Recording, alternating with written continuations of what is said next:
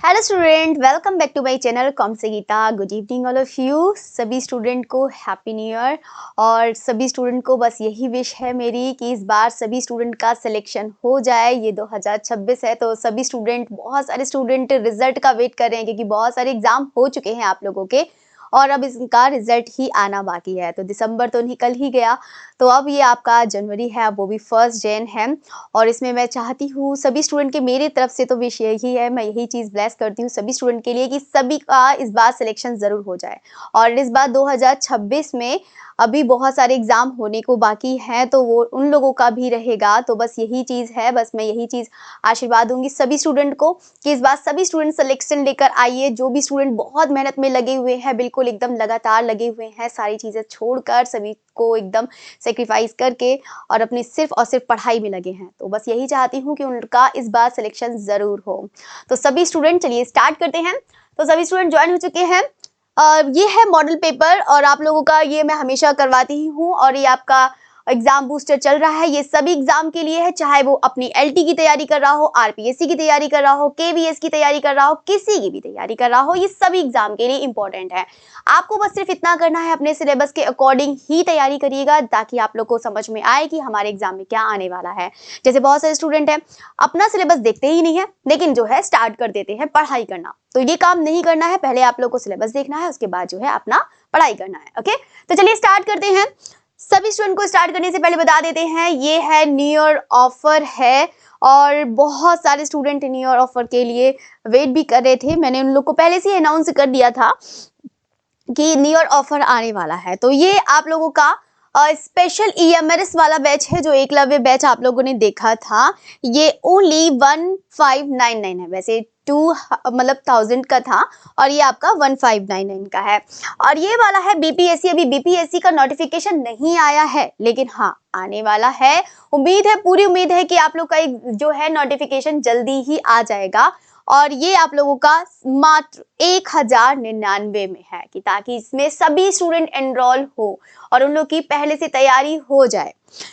Next आप लोग को बता देते हैं इसमें एलटी वालों का। एलटी वाले भी बहुत देर से वेट कर दे कि हाँ मैम जो है ऑफर निकालें और जो है हम फिर से ले चलिए। बहुत सारे स्टूडेंट ने एनरोल किया है, बहुत अपनी तैयारी भी कर रहे हैं, काफी अच्छी तैयारी हो गई जिस तरीके से मैं देख रही हूँ। जैसे बहुत सारे स्टूडेंट ज्वाइन होते हैं तो मैं देखती हूँ कि काफी अच्छी तैयारी हो चुकी है, तो उन लोगों से कॉम्पिटिशन करने के लिए आप लोग ज्वाइन कर सकते हैं। यहाँ पर 1599 का ये बैच है एलटी ग्रेड का और ये बहुत ही अच्छा एग्जाम है। ऐसा नहीं है कि आप लोग को यूपीटीजीटी से भी है। ये अगर यूपीटीजीटी की अगर आप लोग तैयारी कर रहे हैं, अगर उसका भी बीच में एग्जाम आ जाता है या कुछ भी जो भी मेंस है, तो आप लोग इसी की ही तैयारी करिए क्योंकि ये वाला जो है उसमें काफी मतलब ये कह सकते हैं सीट भी है और साथ साथ में पोस्ट भी अच्छी है, ये कहने का मतलब है। नेक्स्ट बढ़ते हैं आरपीएससी का। आरपीएससी का भी बैच जो है आप लोगों का है ओनली 1599। तो सभी के लिए ऑफर है, तो उसमें आप लोग को देर नहीं करना है। और ये आप लोग को बता देते हैं, ये वैलिडिटी तो बता देते हैं कि ये कब तक है, ये तो बताया ही नहीं। वैलिडिटी जो है वो 12 मंथ तक है और ये टिल जो है ऑफर ये जो रहेगा वो 3 जनवरी तक ही रहेगा। तो आप लोग को जो है ऑफर अपना देखना है, फिर उसके बाद जो है सेम प्राइस का हो जाएगा। ओके, तो चलिए स्टार्ट करते हैं। सभी स्टूडेंट ज्वाइन हो चुके हैं और पहले क्वेश्चन की तरफ बढ़ते हैं। पहला क्वेश्चन क्या है, वर्ष 2025 का पद्मश्री सम्मान उत्तर प्रदेश के किस चित्रकार को दिया गया था? बहुत ही आसान सा क्वेश्चन है और कुछ 2025 में इसमें से जयकृष्ण अग्रवाल है, राजेंद्र प्रसाद है, अजय जेटली है, डॉक्टर श्याम बिहारी अग्रवाल है। तो राइट आंसर इसमें से कौन सा हो जाएगा? डॉक्टर श्याम बिहारी अग्रवाल है, जिनको 2025 में पद्मश्री सम्मान उत्तर प्रदेश के चित्रकार को सम्मानित किया गया था। नेक्स्ट है क्वेश्चन नंबर 2 है, ब्लू पीरियड किससे संबंधित है? तो हेनरी माते से है, पाब्लो पिकासो से है, एमिल नॉर्डे या फिर साल्वाडोर डाली। अगर हम बात करते हैं ब्लू पीरियड, तो ब्लू पीरियड को आप लोगों ने पढ़ रखा होगा, तो किसके द्वारा हो जाएगा? पाब्लो पिकासो का हो जाएगा। यहाँ से आप लोगों से पूछ लिया जाता है कि मतलब पाब्लो पिकासो जो है मतलब किससे संबंधित है, तो आप लोग बता दे सकते हैं कि हाँ घनवाद से ही संबंधित है। घनवाद का यहाँ पर हो सकता है कि टाइम पीरियड भी पूछ लिया जाए, तो आप लोग बता सकते हैं कि हाँ 1907 से जो है 25 तक का इसका समय था। मतलब घनवाद का समय। मैंने आप लोग को हमेशा बताया है कि जितने भी वाद है या कला आंदोलन है, आप लोग उनके टाइम पीरियड जरूर पढ़ लीजिएगा। कम से कम 2 से 3 क्वेश्चंस यहाँ पर आप लोग को मिल जाएगा। तो याद रखिएगा 1907 से 25 का समय था घनवाद का। अगर यहाँ पर ब्लू पीरियड की बात करते हैं तो इसमें कितना समय हो जाएगा, 1901 से लेकर 4 तक का समय था, वो ब्लू पीरियड का था।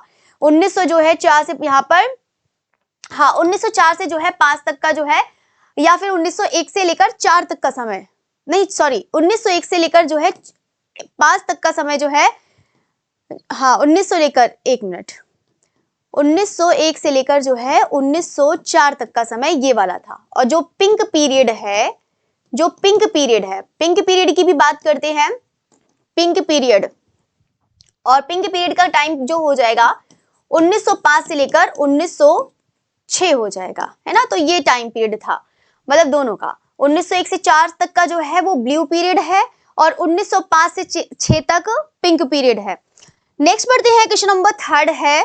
3 देखते हैं, मीनाक्षी मंदिर। मीनाक्षी मंदिर के बारे में बहुत ज्यादा आता है। मीनाक्षी मंदिर का तो सिंपल सा है कि मीनाक्षी मंदिर सब लोग जानते हैं कि मीनाक्षी मंदिर कहाँ है, मदुरै। तो मीनाक्षी मंदिर है, इसे सुंदरेश्वर मंदिर जो है कहा जाता है, सुंदरेश्वर या सुंदरेश्वर मंदिर कहा जाता है। और शासक के टाइम में है तो ये पांड्य शासक के समय में इसको बनवाया गया था। और किसके द्वारा, पांड्य राजा कुलशेखर के द्वारा बनवाया गया था। ओके, तो याद रखिएगा, वेरी इंपॉर्टेंट। नेक्स्ट बढ़ते हैं, क्वेश्चन नंबर 4 है, शॉक। शॉक होता है ना, जैसे शॉक लगता है, झटका जिसे कहते हैं हम, या फिर कह सकते हैं ये शॉक टैक्टिस है। और शॉक टैक्टिस आप लोग सोच रहे होंगे कि ये किससे संबंधित हो जाएगा। जैसे कि आप लोगों ने देखा होगा, फाओवाद पढ़ा होगा। फाओवाद में कौन पढ़ते हैं, हेनरी माथिस पढ़ते हैं।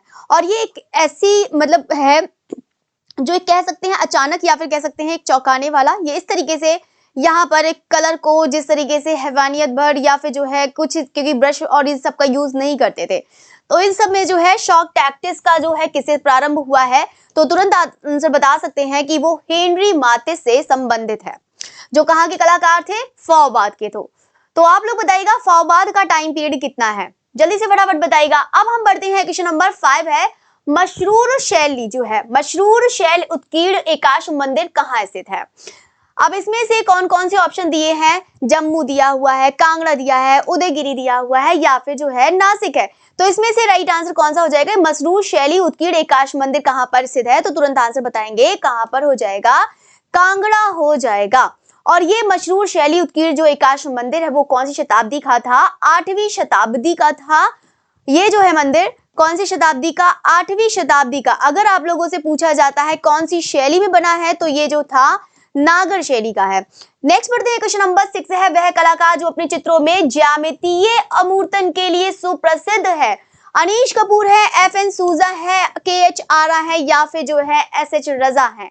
तो आप लोगों ने पढ़ा होगा SH रजा जो बिंदु के चित्र के लिए जाना जाता है, जो यानी कि इनके सब्जेक्ट जो थे, मतलब ये कह सकते हैं वो ज्यादातर अपने ये कह सकते हैं भारतीय ब्रह्मांड विज्ञापन या फिर आध्यात्मिक चित्रों के लिए इनके चित्रों को जाना जाता है। मतलब ये कह सकते हैं कि ये है भारतीय ब्रह्मांड विज्ञापन, ये विज्ञापन नहीं विज्ञान, और साथ ही साथ ये जो है आध्यात्मिक से जुड़े हुए थे। आध्यात्मिक मतलब इनके जो सब्जेक्ट थे वो इस तरीके से थे। आप लोगों ने देखा होगा कि बिंदु जो इन्होंने चित्र बनाया है SH रजा में, वो किसका है, प्रतीक, ऊर्जा। तो वो इस तरीके से आध्यात्मिक से जुड़ा हुआ है, तो ये जो है SH रजा है। नेक्स्ट बढ़ते हैं, क्वेश्चन नंबर 7 है, हिम्मत शाह। हिम्मत शाह सभी लोग बताइएगा कि कौन से ग्रुप से संबंधित है, और ये लोथल से ही है। हिम्मत शाह को कहां से अध्ययन किया था, तो दिल्ली कला महाविद्यालय, विश्व भारती, विश्व शांति निकेतन, MS विश्वविद्यालय बड़ौदा, या फिर जो है बनारस हिंदू यूनिवर्सिटी वाराणसी। तो राइट आंसर में कौन सा हो जाएगा, ऑप्शन आपका MS विश्वविद्यालय बड़ौदा से संबंधित है। और हिम्मत शाह जो कौन से ग्रुप से संबंधित है, तो ग्रुप 8090 से संबंधित है। कौन से ग्रुप से, ग्रुप 8090, याद रखिएगा। नेक्स्ट बढ़ते हैं, क्वेश्चन नंबर 8 की तरफ बढ़ते हैं। क्वेश्चन नंबर 8 कह रहा है कि इंडो इंडो इस्लामिक अलाई दरवाजा कहाँ पर स्थित है? ये आप लोग के मिलान वाले क्वेश्चन में आया था, तो आप लोग जानते हैं कि अलाई दरवाजा कहाँ पर हो जाएगा, तो दिल्ली हो जाएगा। तो याद रखिए अजमेर, औरंगाबाद, हैदराबाद, दिल्ली। तो राइट आंसर आप लोग कौन सा करेंगे? दिल्ली करेंगे। ओके, नेक्स्ट बढ़ते हैं। क्वेश्चन नंबर 9 है कि आकृति की आवृत्ति द्वारा चित्र में क्या उत्पन्न किया जा सकता है? सामंजस्य, प्रवाह, संतुलन या फिर जो है सहयोग। तो आपको आंसर बताना है कि आकृति की आवृत्ति, आवृत्ति क्या होता है कि किसी को रिपीट करना, मतलब ये कह सकते हैं पुनरावृत्ति, या फिर कह सकते हैं उसको दोबारा से बनाना। तो आकृति की आवृत्ति द्वारा चित्र में क्या उत्पन्न किया जा सकता है? और अब जब हम किसी की पुनरावृत्ति करते हैं या फिर हम दोबारा से कोई भी चीज बनाते हैं उसी तरीके से, तो वो क्या आता है? लयात्मक, जो किसे कहते हैं प्रवाह उत्पन्न करता है। तो राइट आंसर इसमें से कौन सा हो जाएगा?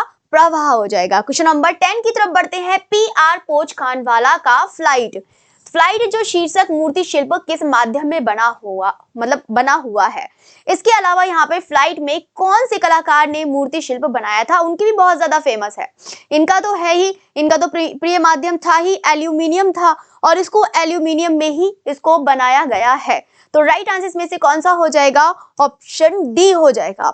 और इसके अलावा फ्लाइट अन्य में अगर आप लोग नाम लिखेंगे जिनका नाम आता है चिंतामणिकर, तो कौन हो जाएंगे? चिंतामणिकर को मतलब बनाया है, और कौन से माध्यम में बनाया है? तो याद रखिएगा लकड़ी के माध्यम में, जो है लकड़ी में इन्होंने बनाया है। इस तरीके से भी क्वेश्चंस आप लोगों से पूछ सकते हैं, ठीक है। और इसको बनाया था लगभग जो है 1965 में चिंतामणिकर ने। नेक्स्ट पढ़ते हैं। क्वेश्चन नंबर 11 है NS बेंद्रे। अगर वैसे तो NS बेंद्रे की बात करते हैं तो इनकी प्रारंभिक शिक्षा हुई थी, तो वो कहाँ से हुई थी? इंदौर से हुई थी। और इंदौर में यहाँ पर किस विश्वविद्यालय से स्नातक किया है? स्नातक किया है, यानी कि इन्होंने ग्रेजुएशन जो किया था वो कहाँ से किया था? बड़ौदा विश्वविद्यालय, शांति निकेतन, राजस्थान विश्वविद्यालय। तो तुरंत आंसर बता सकते हैं कि आगरा विश्वविद्यालय से इन्होंने किया था। ये भी बहुत ज्यादा इंपॉर्टेंट है। अभी फिलहाल में ये वाला क्वेश्चन आया था और वो उसमें असिस्टेंट प्रोफेसर वाले में आया था, ये वाला एग्जाम, मतलब 2025 में आया था ये वाला। नेक्स्ट बढ़ते हैं। बाकी इनकी प्रारंभिक शिक्षा हुई थी वहां से मतलब इंदौर से हुई थी, और फिर उसके बाद जो है उनकी JJ स्कूल ऑफ आर्ट से हुई थी, लेकिन स्नातक जो किया था वो आगरा विश्वविद्यालय से किया था। ओके, क्वेश्चन नंबर 12 है मूर्तिकार VR खजूरिया कहाँ से संबंधित है? भोपाल से, चंडीगढ़ से, जम्मू से, या फिर जो है नई दिल्ली से संबंधित है? और साथ ही साथ आप बताइएगा VR खजूरिया मतलब मूर्तिकार तो है, लेकिन मूर्तिकार हैं तो ये किस माध्यम में काम किया करते थे? जल्दी सभी स्टूडेंट बताइएगा। और बाकी ये जो है VR खजूरिया कहाँ संबंधित हो जाएंगे? तो याद रखिएगा जम्मू से संबंधित हो जाएंगे। और ये काम किया करते थे तो ये ब्रॉन्ज, मतलब ये कहते VR खजूरिया है, एक तो ब्रॉन्ज कास्टिंग यानी कि जो है धातु में काम किया करते थे, ब्रॉन्ज कास्टिंग में काम किए थे, और ये जो है क्या कहते हैं धातु में काम करते थे, और इसके अलावा जो है पत्थर में काम किया करते थे VR खजूरिया। नेक्स्ट बढ़ते हैं। क्वेश्चन नंबर 13 है critique of pure reason. Critique of pure reason नामक पुस्तक के लेखक हैं सुकरात, इमैनुअल कांट, प्लेटो, या फिर जो है अरस्तु के द्वारा ये लिखित है। तो ये भी बहुत ज्यादा आंसर मतलब आप लोग के लिए इजी है, तो तुरंत आंसर बता सकते हैं। तो ये किसके द्वारा हो जाएगा? इमैनुअल कांट हो जाएंगे। तो राइट आंसर इसमें से इमैनुअल कांट। क्वेश्चन नंबर 14 है तेली का मंदिर। तो तेली का मंदिर ये भी बहुत स्थापत्य, ज्यादातर RPSC वाले स्टूडेंट में भी बहुत सारे क्वेश्चंस पूछे जाते हैं। तो तेली का मंदिर स्थित है तो ग्वालियर में, ओरछा में, जयपुर में, या फिर जो है भोपाल में स्थित है? तो राइट आंसर इसमें से कौन सा हो जाएगा? ग्वालियर में हो जाएगा। और तेली का मंदिर याद रखिएगा कि कौन से शासनकाल में? गुर्जर प्रतिहार। अब आप लोग बताइएगा कि ये कौन से समय में बना है? जल्दी से बताइएगा। गुर्जर प्रतिहार का समय था वो कौन सा समय था? 9वीं शताब्दी था, 8वीं था, या फिर 7वीं था, 11वीं था, 10वीं था, कौन सा था? तो इसमें से जो है तेली का मंदिर है वो कौन सा हो जाएगा? 9वीं शताब्दी में। ठीक है, तो राइट आंसर इसमें से क्या हो जाएगा? तेली का मंदिर स्थित है, तो याद रखिएगा ग्वालियर में ही है, और इसको 9वीं शताब्दी में बनाया गया है, गुर्जर प्रतिहार के द्वारा बनाया गया। क्वेश्चन नंबर 15 है निम्नलिखित में से किसकी चित्रकला में फोटो यथार्थवाद का प्रदर्शन है? ये तो आप लोगों का एकदम बिना ऑप्शन वाला क्वेश्चन है, तो इसमें आंसर बता सकते हैं जिनका नाम है विकास भट्टाचार्य। तो राइट आंसर इसमें से कौन सा हो जाएगा? विकास भट्टाचार्य। क्वेश्चन नंबर 16 की तरफ बढ़ते हैं। निम्न में से कौन अमेरिकी दार्शनिक के रूप में जाना जाता है? यानी कि सीधे सीधे आप लोगों को बताना है। देखो ये चीज याद रखना कि जितने भी दार्शनिक है आप लोग जरूर याद रखना कि कौन से जो है कहाँ के दार्शनिक हैं। अब इसमें से सिगमंड फ्रॉयड आते हैं, जॉर्ज संत्यायना आते हैं, I.A. रिचर्ड्स आते हैं, सुजैन के लैंगर आते हैं। तो ये आप लोगों से बताया गया था कि अमेरिकी दार्शनिक है वो कौन हो जाएंगे, जिनका नाम है सुजैन के लैंगर हो जाएंगे। तो राइट आंसर में से जो कौन सा हो जाएगा, सुजैन के लैंगर हो जाएंगे। अगर हम यहाँ पे बात करते हैं सिगमंड फ्रॉयड, तो आप लोगों ने पढ़ा होगा ये कहाँ के हैं, तो ये ऑस्ट्रियाई के हैं। तो ये जो है ऑस्ट्रियाई हो जाएंगे, ये वहां के दार्शनिक है। जॉर्ज सांतियाना पढ़ते होंगे तो ये आप लोग के हो जाएंगे स्पेनिश हो जाएंगे। बाकी यहाँ पे I.A. रिचर्ड्स जो पढ़ते हैं वो है ब्रिटिश के, यानी कि इंग्लैंड के। तो ये जो है ब्रिटिश या फिर कह सकते हैं इंग्लैंड के। नेक्स्ट पढ़ते हैं क्वेश्चन नंबर 17 की तरफ बढ़ते हैं। खजुराहो मंदिर किन राजाओं द्वारा बनवाए गए हैं? तो खजुराहो के मंदिर किन राजाओं के द्वारा बनवाए गए हैं? तो सबसे ज्यादा जो मंदिर बनवाए गए थे खजुराहो के, वो चंदेल शासकों के द्वारा बनवाया गया था। ये चीज याद रखना। एक यहाँ पे एक क्वेश्चन भी और भी पूछ लिया जाता है, इसमें टाइम पीरियड भी पूछ लिया जाता है कि इसका समय कब से कब तक माना जाता है। तो याद रखिएगा 950 से जो है 1050 इसका टाइम पीरियड था। 950 से जो है 1050 ईस्वी का समय था। और ये किन राजाओं के द्वारा बनवाए गए थे? तो याद रखिएगा चंदेल शासकों के द्वारा बनवाया गया था। नेक्स्ट बढ़ते हैं क्वेश्चन नंबर 18 है, स्तूप के किस भाग को हर्मिका कहते हैं? तो याद रखिएगा जैसे कि आप लोग पढ़ते होंगे तो ये क्या हो जाएगा, छत्र हो जाएगा। ये जो है छत्र है। इसी तरीके से आप लोग पढ़ते होंगे यहाँ पर जो है वो क्या होता है, हर्मिका होता है। और इसी का जो है अंड भाग, मतलब ये जो है ये कौन सा हो जाएगा, अंड भाग हो जाएगा। इसके बाद आप लोग पढ़ते होंगे जिसमें प्रदक्षिणा पथ होता है। लास्ट में यहाँ पे जो है प्रदक्षिणा पथ हो जाएगा, ये है प्रदक्षिणा पथ है। फिर उसके बाद जो आप लोग पढ़ते होंगे मेधी, क्या पढ़ते हैं, मेधी मेधी के बाद आप लोग पढ़ते होंगे जिसमें आप लोग रेलिंग देखते होंगे, और रेलिंग यहाँ पर देखते होंगे, ये रेलिंग और फिर जो है तोरण द्वार देखते हैं, रेलिंग और ये जो है तोरण द्वार। ठीक है, ये जो है रेलिंग कितनी अच्छी बना दी मैंने, रेलिंग या फिर जो है जिसे क्या कहते हैं वेदिका भी कहा जाता है, और ये जो है तोरण द्वार होते हैं। बस इसी तरीके से सीक्वेंस आपको याद रखना है। बस कुछ भी पूछ सकता है कि कौन कौन सा है, बस याद रखना है। तो तुरंत यहाँ पे हर्मिका ही पूछा जाता है ज्यादातर। और इसमें से जो राइट आंसर है वो कौन सा हो जाएगा, हंड या अंड, ये जो है होमोस्फीयर का ऊपरी भाग। नेक्स्ट पढ़ते हैं क्वेश्चन नंबर 19 है, अनुकरण के लिए प्लेटो के रिपब्लिक में प्रयुक्त मूल शब्द क्या है? जैसे कि अनुकरण के लिए यहाँ पे अनुकरण है, और प्लेटो के लिए रिपब्लिक में प्रयुक्त मूल शब्द क्या है? रिप्लिकोज है, कैरिकेचर है, रेपिटेशन है, या फिर जो है मेमेसिस है। तो इसमें से आंसर बता सकते हैं तो वो कौन सा हो जाएगा, मेमेसिस हो जाएगा। हाँ, क्वेश्चन नंबर 19 है, अनुकरण के लिए प्लेटो के लिए रिपब्लिक जो है प्रयुक्त मूल शब्द क्या है?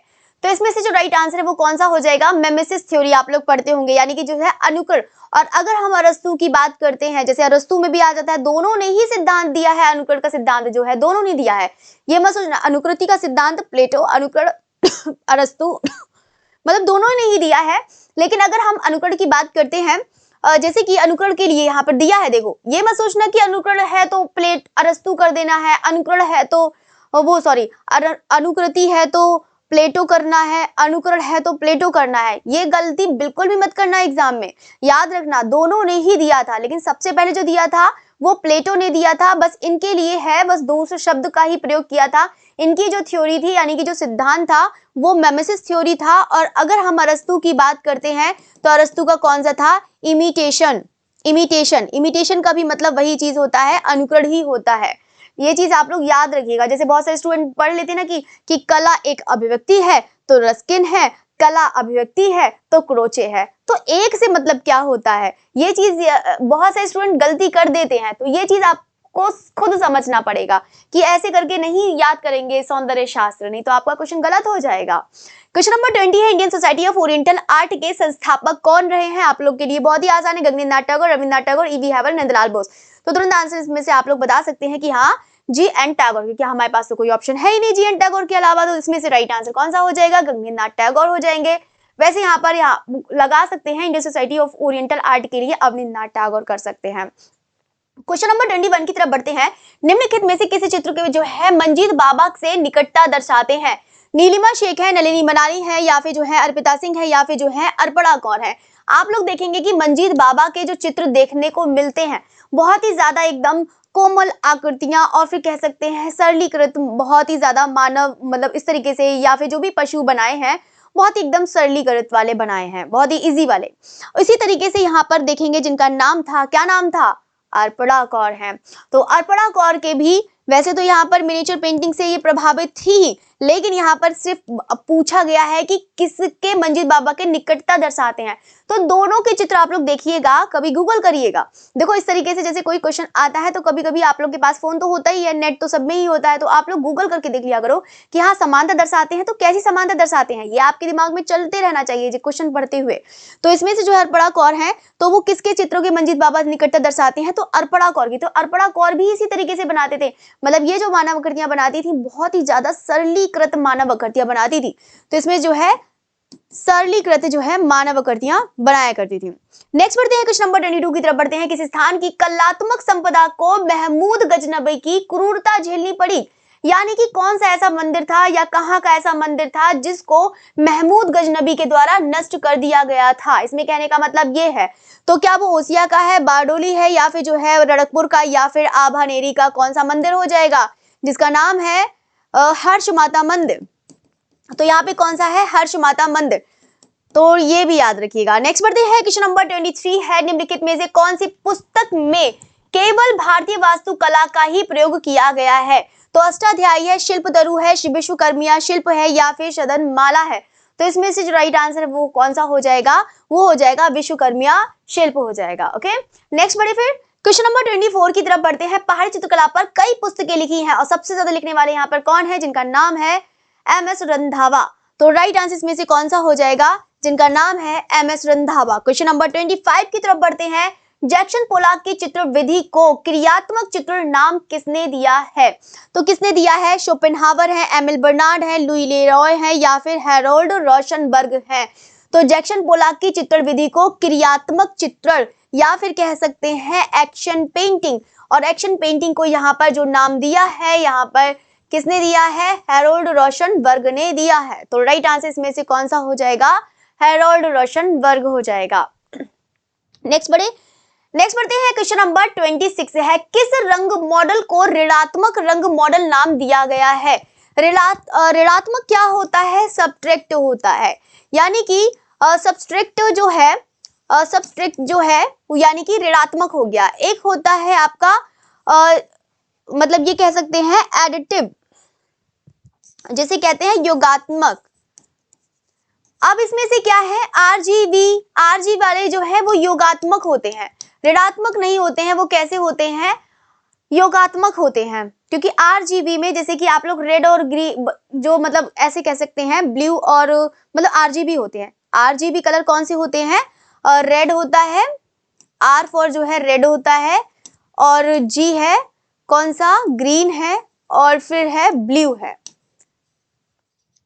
मतलब ये एक दोनों मतलब ये है कि आपस में कोई कलर बनाएंगे तो मतलब ये कह सकते हैं कि नए रंग बनाएंगे, जैसे कि रेड और ब्लू को मिलाएंगे तो ये जो है बैगनी रंग बनाएगा। मतलब ये कहने का मतलब है ये नए कलर बनाएंगे। लेकिन हाँ ऋणात्मक में ऐसा होता है कि दोनों कलर को अगर मिक्सिंग करी जाती है तो ये नए कलर नहीं बनाते, मतलब बनाते तो नए कलर हैं लेकिन वो अलग, ना ही वो उस कलर से मैच होगा ना ही दूसरे कलर से मैच होगा, वो एकदम अलग कलर बनाएगा, वो दोनों से ही मैच नहीं होगा। इसमें कहने का मतलब ये है। तो इसमें से जो राइट आंसर वो कौन सा हो जाएगा, CMYK। तो CMYK होते हैं वो ऋणात्मक होते हैं। क्वेश्चन नंबर 27 की तरफ बढ़ते हैं। किस शैली के चित्रों में अनुकृत पोत का प्रयोग किया गया है। तो अनुकृत पोत का प्रयोग किया गया है कंपनी चित्रशैली, बंगाली स्कूल की चित्रशैली, बीकानेर चित्रशैली, या फिर जो है कांगड़ा चित्रशैली। तो ये भी आप लोग जानते हैं कि अनुकृत पोत आप लोग जान रहे हैं ये क्या होता है, कॉपीड होता है। और कॉपीड क्या हो गया इसका मतलब हो गया कि यानी कि जो भी हम चीज कोई भी डिजाइन देखते हैं तो वो बिल्कुल हम दोबारा फिर से डिजाइन करते हैं या फिर थोड़ा सा कॉपी कर लेते हैं या किसी तरह से मिलता जुलता होता है तो उसे कॉपीड कहा जाता है। तो इसमें से कंपनी चित्रशैली राइट आंसर हो जाएगा। नेक्स्ट बढ़ते हैं, क्वेश्चन नंबर 28 है, निम्नलिखित में से कौन मूर्तिकार है ही नहीं। तो कौन इसमें से मूर्तिकार नहीं है, गिरीश भट्टाचार्य, मर्दानी मुखर्जी, बाल नंब्यार, या फिर जो है PR दरोज। तो PR दरोज जो है इसमें से राइट आंसर हो जाएगा। तो ये जो है किस लिए जाने जाते हैं, तो याद रखिएगा ये एक सिरेमिक के लिए जाने जाते हैं। किस लिए जाने जाते हैं, सिरेमिक के लिए। नेक्स्ट बढ़ते हैं, क्वेश्चन नंबर 29 है कि हड़प्पा से प्राप्त नर्तक धड़ जो है वो कहां से मिला हुआ है। तो इसमें से आपको बताना है क्वेश्चन नंबर 29 का कोई ये जो है नर्तक धड़ जो है किससे निर्मित है, मिला तो हड़प्पा से ही है। नर्तक धड़ बना है तो ये किस से बना है, तो कांस्य है, तांबा है, पीतल है, या फिर जो है पत्थर है। तो राइट आंसर आपका कौन सा हो जाएगा? पत्थर हो जाएगा। नेक्स्ट बढ़ते हैं, क्वेश्चन नंबर 30 है, 15वीं शताब्दी में या 15वीं सदी में पुर्तगालियों ने इस टापू के आकार को देखकर इसे एलिफेंटा नाम दे दिया, लेकिन पूर्व में इसे क्या कहा जाता था, यानी कि इससे पहले क्या कहा जाता था?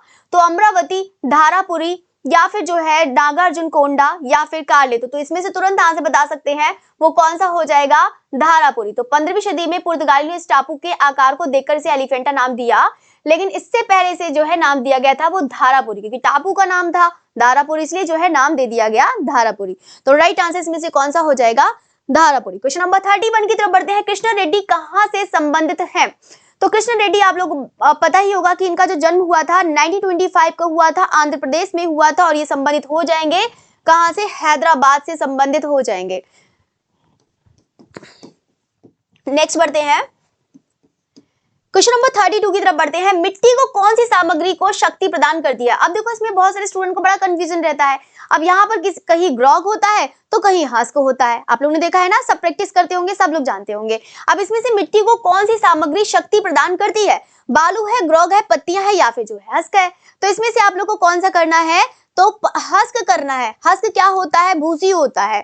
तो जैसे कि भूसी भी मिलाते हैं, यहाँ पर सामग्री की बात कर रहा है। जब यहाँ पर पदार्थ की बात करे, पदार्थ है, तब यहाँ पर पदार्थ की बात करें तो ये जो है आप लोग को क्या करना है? ग्रॉग करना है, क्योंकि ग्रॉग क्या होता है? ये एक मिट्टी का है, मतलब पके मिट्टी का पाउडर होता है। ये जो है ग्रॉग जो होता है वो क्या होता है? पके मिट्टी का पाउडर होता है, यानी कि पकी मिट्टी होती है, पकी मिट्टी का पाउडर होता है, उसी को जो है पीस लिया जाता है, और उसी को पीस कर जो है मिट्टी में मिला दिया जाता है, तो वो क्या कहलाता है? ग्रॉग कहलाता है। ओके, नेक्स्ट बढ़ते हैं, क्वेश्चन नंबर 33 है, सेंस ऑफ ब्यूटी जो है किसकी किताब है?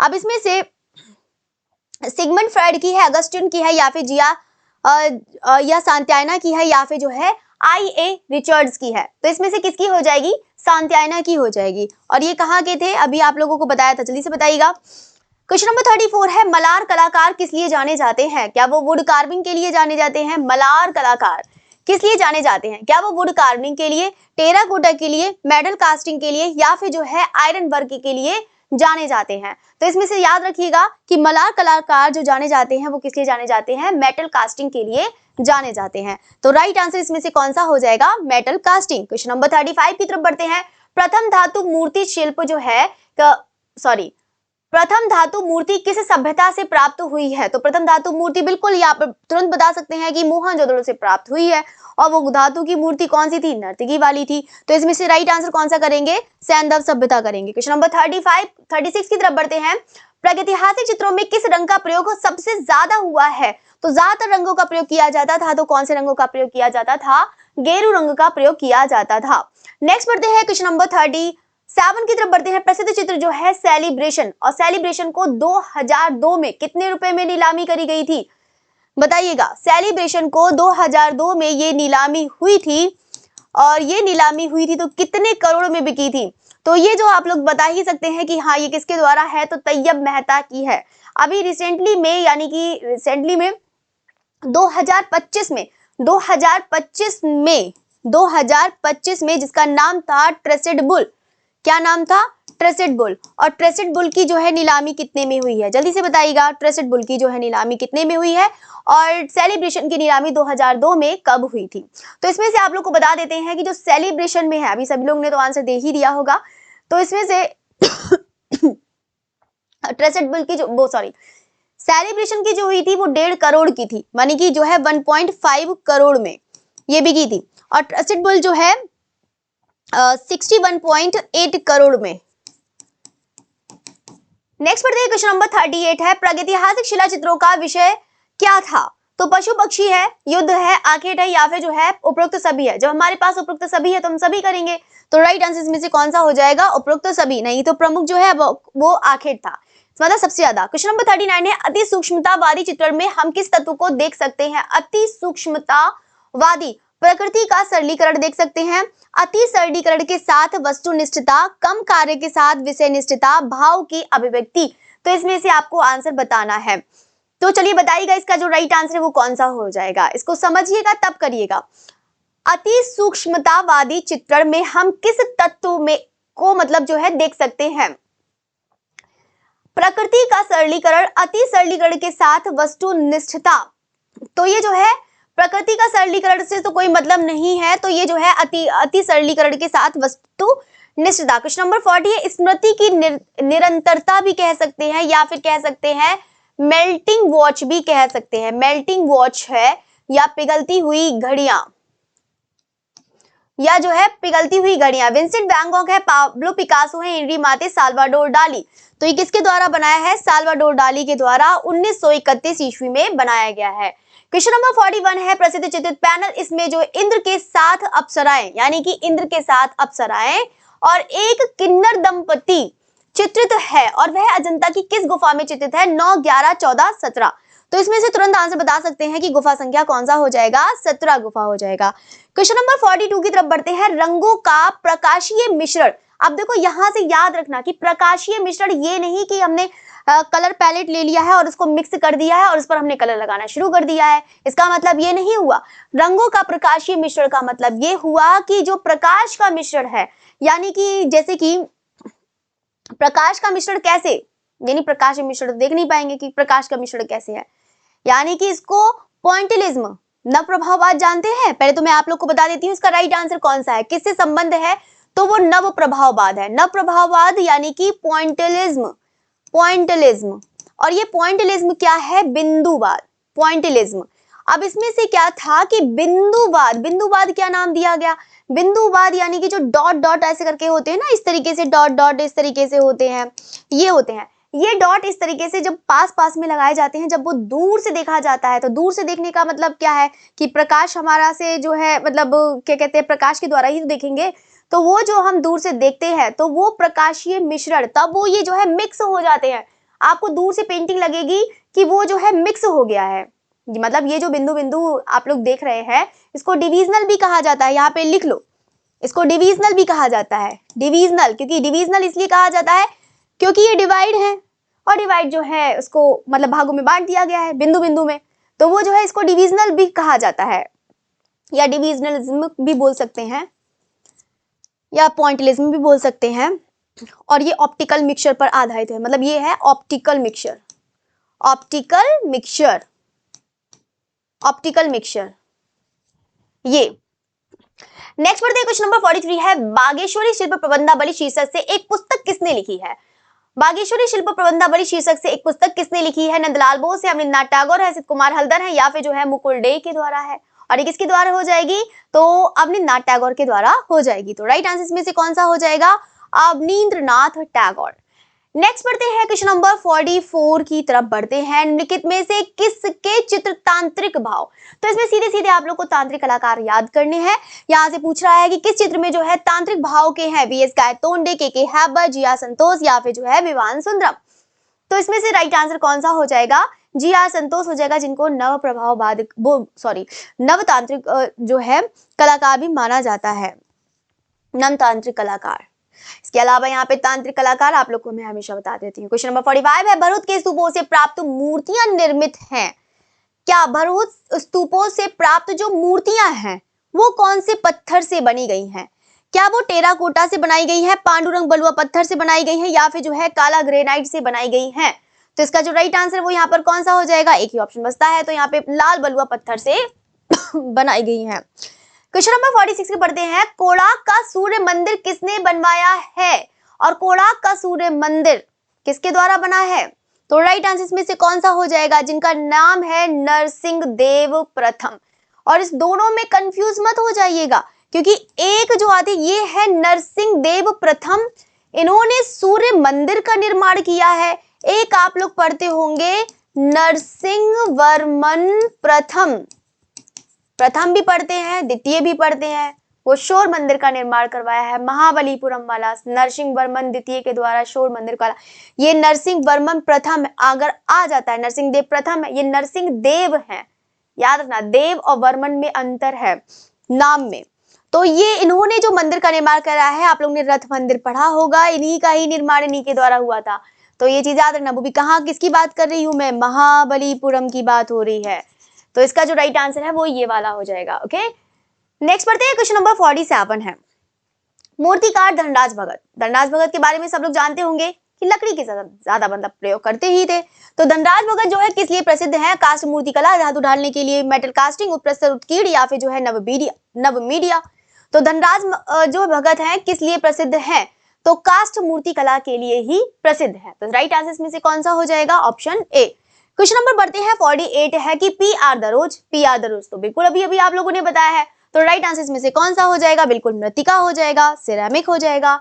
नेक्स्ट बढ़ते हैं क्वेश्चन नंबर 49 है कोलाज प्लेट प्रिंटिंग प्रक्रिया भारत में किसने आरंभ करी थी? तो बिल्कुल यहाँ पर ये भी बिना ऑप्शन वाला आप लोग आंसर दे सकते हैं कि कंवल कृष्ण के द्वारा जो है स्टार्ट हुई थी। तो इसमें से जो राइट आंसर कौन सा बताएंगे कि तो कंवल कृष्ण है। क्वेश्चन नंबर 50 की तरफ बढ़ते हैं कि 1884 यानी कि 1884 और 1892 ईस्वी में मध्य Madras school of art and craft के अधीक्षक थे, तो वो यहाँ पर कौन है?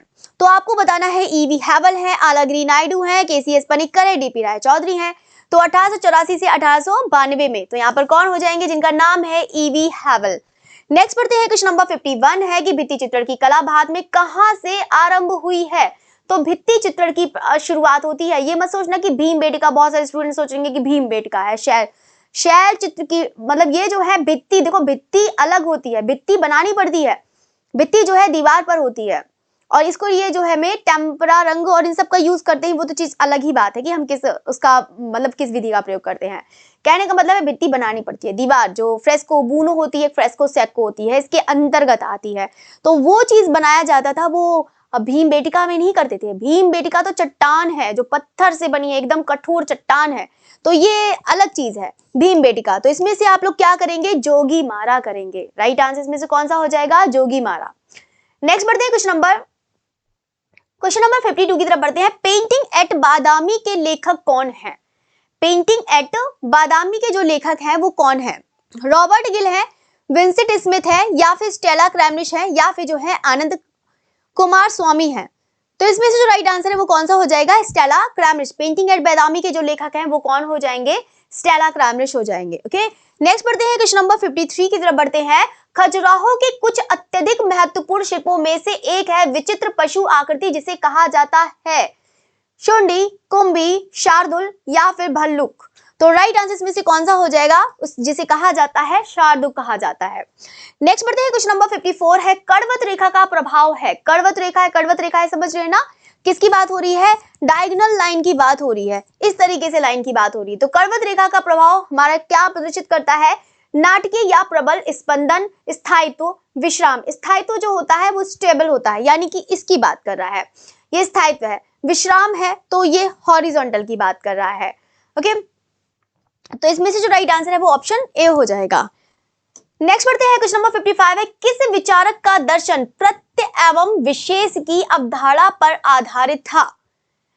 किस विचारक का दर्शन प्रत्यय एवं विशेष की अवधारणा पर आधारित था? तो वो किस पर हो जाएगा? विनोदोत्तो क्रोचे है, प्लेटो है, अरस्तु है, या फिर जो है संत अगस्टिन है। किस विचारक का दर्शन प्रत्यय एवं विशेष की अवधारणा पर आधारित था, जिनका नाम है, क्या नाम हो जाएगा? प्लेटो हो जाएंगे। ओके, तो राइट आंसर में से कौन सा हो जाएगा? प्लेटो। नेक्स्ट बढ़ते हैं क्वेश्चन नंबर 56 है निम्नलिखित में से कौन सा कलाकार लूसियो फोंटाना का है? यथार्थवाद, मिनिमल आर्ट, फॉर्मवाद, ऑप आर्ट। तो मिनिमल आर्ट आप लोगों ने पढ़ रखा होगा, जिसको क्या कहा जाता है? न्यूनतम कला कहा जाता है, या न्यूनतमवाद भी कहा जाता है, न्यूनतम कला। तो मिनिमल आर्ट से संबंधित है। नेक्स्ट बढ़ते हैं क्वेश्चन नंबर 57 है भारतीय लघु चित्रों की परंपरा किस काल से आरंभ हुई है? प्राचीन काल से, आधुनिक काल से, प्रागैतिहासिक काल से, या फिर उत्तर मध्य काल से हुई है? और अगर उत्तर मध्य काल से हुई है तो चलिए बताइएगा उत्तर मध्य काल का जो टाइम पीरियड था कब से कब तक माना जाता है, और साथ ही साथ बताइएगा कि इसमें पाल शैली था तो पाल शैली में कब से कब तक टाइम पीरियड माना गया है। अगर हम बात करते हैं इसमें से जो भारतीय लघु चित्रों की शुरुआत कहाँ से होती है? पाल शैली से ही होती है। और यहाँ पर उत्तर मध्यकाल का जो समय चला था, मतलब किससे चला है? हाँ, उत्तर मध्यकाल से समय चला है, और वो कब से है? यानी कि 700 से लेकर जो है 1600 तक का समय चला था, 1600 ईस्वी तक। अब इसमें से अगर हम पाल शैली की अगर हम बात करते हैं, पाल शैली का, तो पाल शैली का समय कब से कब तक है? चलिए बताइएगा सभी स्टूडेंट, कब से कब तक माना जाता है? आप लोगों ने बहुत बार पढ़ रखा है, कब से कब तक है? 730 से 1197 ये इसका समय हो जाएगा। ओके, तो इसमें से टाइम पीरियड तो जरूर याद रखना है। इसमें टाइम पीरियड में कम से बहुत सारे स्टूडेंट के तो टाइम पीरियड से लेकर जो है क्वेश्चंस गलत हो जाते हैं। अब वो किसी का भी टाइम पीरियड पूछा जा सकता है। क्वेश्चन नंबर 58 की तरफ बढ़ते हैं। जैन लघु चित्रों का प्रमुख विषय क्या है? तो बिल्कुल यहाँ पे तीर्थंकर और उनकी जीवनी संबंधित हो जाएगी। तो राइट आंसर आपका ऑप्शन सी। नेक्स्ट बढ़ते हैं। क्वेश्चन नंबर 59 है। किस उच्च पुनर्जागरणकालीन कलाकार को इल डिविनो यानी कि दिव्य व्यक्ति कहा जाता था? Leonardo da Vinci, Michael Angelo, दोनातो, क्या है दोनातो ब्रोमेटे दोनातेलो होंगे, बाकी इसमें से कोई नहीं। तो इसमें से जो है कोई नहीं है जिनका नाम है माइकल एंजेलो। तो राइट आंसर इसमें से माइकल एंजेलो हो जाएगा। नेक्स्ट बढ़ते हैं। क्वेश्चन नंबर 60 है। प्रसिद्ध खजुराहो के मंदिर किस राज्य में स्थित है? मध्य प्रदेश है, राजस्थान है, महाराष्ट्र है या फिर उत्तर प्रदेश में है? तो प्रसिद्ध खजुराहो के मंदिर किस राज्य में स्थित है? तो इसका जो राइट आंसर है वो यहाँ पर कौन सा हो जाएगा? जिसका नाम है मध्य प्रदेश है। खजुराहो छतरपुर जिला, मध्य प्रदेश। बाकी इसका समय आप लोग को बता ही दिया था, 950 से जो है 1050 तक का इसमें समय हो जाएगा। ओके, नेक्स्ट बढ़ते हैं। क्वेश्चन नंबर 61 है। कला मनुष्य के काल्पनिक जीवन की अभिव्यक्ति है। इसमें नैतिक दायित्व का होना आवश्यक नहीं है। ये विचार प्रस्तुत करने वाले ब्रिटिश कलाकार व कला आलोचक कौन है? अरस्तु, रोजर फ्राई, इमैनुअल कांट या फिर प्लेटो? तो राइट आंसर इसमें से कौन सा हो जाएगा? कला, देखो इसको पहले पढ़िएगा उसके बाद ही करिएगा। कला मनुष्य के काल्पनिक जीवन की अभिव्यक्ति। अच्छा, ये है काल्पनिक जीवन की अभिव्यक्ति और इसमें नैतिक दायित्व का होना आवश्यक नहीं है। ये विचार प्रस्तुत करने वाले ब्रिटिश कलाकार व कला आलोचक कौन है? इसमें ये पूछा गया है। तो अरस्तु, रोजर फ्राई, इमैनुअल कांट, प्लेटो। तो यहाँ पे कौन हो जाएंगे? जिनका नाम है रोजर फ्राई है। तो रोजर फ्राई राइट आंसर है। क्वेश्चन नंबर 62 की तरफ बढ़ते हैं। डीपी राय चौधरी को निम्नलिखित में से किस संगठन ने निदेशक के रूप में नियुक्त किया था? J college of art, UNESCO art seminar Tokyo Japan, ministry of culture या फिर Indira Gandhi national centre of arts? तो राइट आंसर में से बताना है कि डीपी राय चौधरी को निम्नलिखित में से किस संगठन ने निदेशक के रूप में नियुक्त किया था? तो UNESCO art seminar Tokyo Japan. हाँ, तो ये राइट आंसर है, UNESCO art seminar Tokyo Japan. तो डीपी राय चौधरी को UNESCO art seminar Tokyo Japan ने निदेशक के रूप में नियुक्त किया था। तो राइट आंसर आपका ये वाला हो जाएगा। एंड क्वेश्चन नंबर 63 की तरफ बढ़ते हैं। विशाल खड़ी चट्टान को काटकर बनाई गई गंगा अवतरण की मूर्ति किस मंदिर में स्थित है? ये तो आपके लिए बहुत आसान सा क्वेश्चन है, तो बिल्कुल बता सकते हैं महाबलीपुरम। क्वेश्चन नंबर 64 की तरफ बढ़ते हैं। 1 मिनट 4 करिएगा, 1 मिनट रुकिएगा।